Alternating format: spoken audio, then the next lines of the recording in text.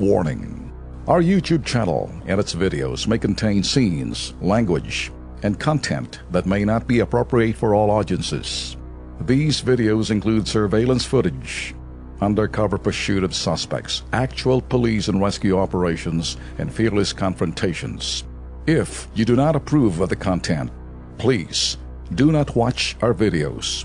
If you wish to continue, we strongly advise that you proceed with caution.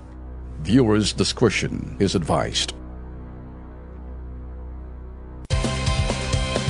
Kasama ho natin ngayon si Virgilio Lareza Jr., 32 anyos. Siya po ay residente ng Barangay Potrero, Malabon City. Siya po ay dumulog dito sa Kilos Pronto dahil po gusto niya sana maayos po yung SSS funeral benefits ng kanya pong pumanaw na tiyuhin na si Antonio Maravilla.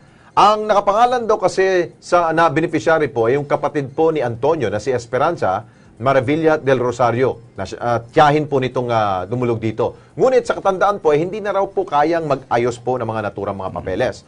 At ang problema pa, dalawa ang SSS number po ng kanyang tiyuhin kaya't hindi nila agad ito ma-claim. So kaya kausapin natin si Virgilio. Ano ba nangyari? Bakit dalawa ang kanyang SSS membership?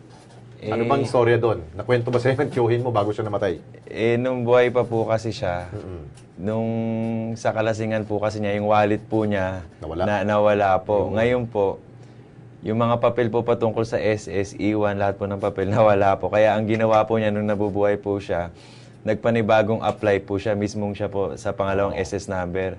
Kaya lang po, sa pangalawang SS number po niya, imbis na yung tunay na birthday niya na 1952 ang nailagay po niya. So, hindi mag-reconcile? So, yun po. Nung namatay po siya, 2014,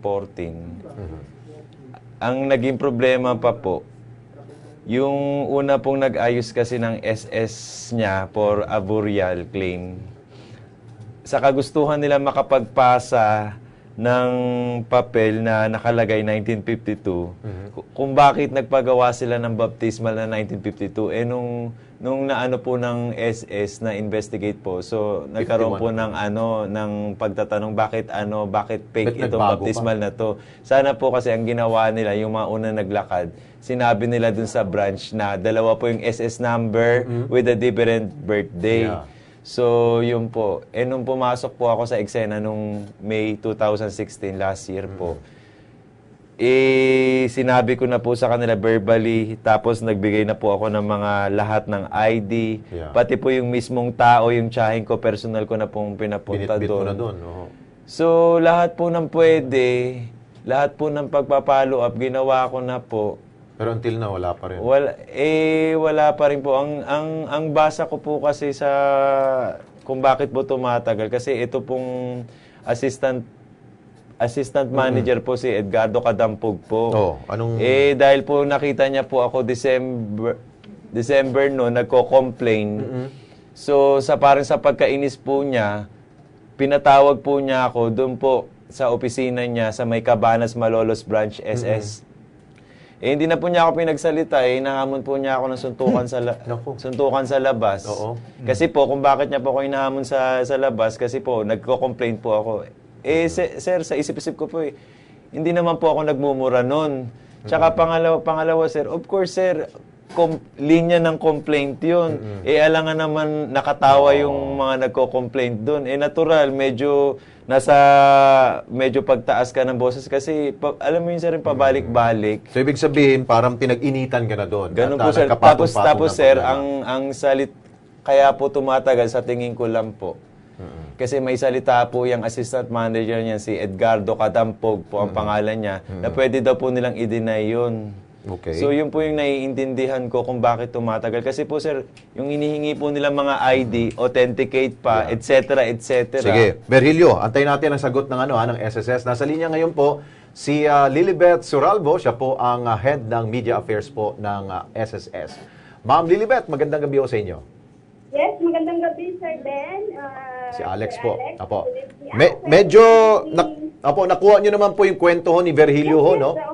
Paano ho natin ma-reconcile ho doon? Medyo nagkapatong-patong na yung problema. Kaaway ho niya yung assistant manager po ng SSS Malolos. Tapos, yung problema po doon sa birth date, paano ho yun, ma'am? Paano po madaling gawin po? Siguro, sir, papuntahin na lang sa akin. yun. Kukol po attention ni Sir, Sir Kadampog. Opo.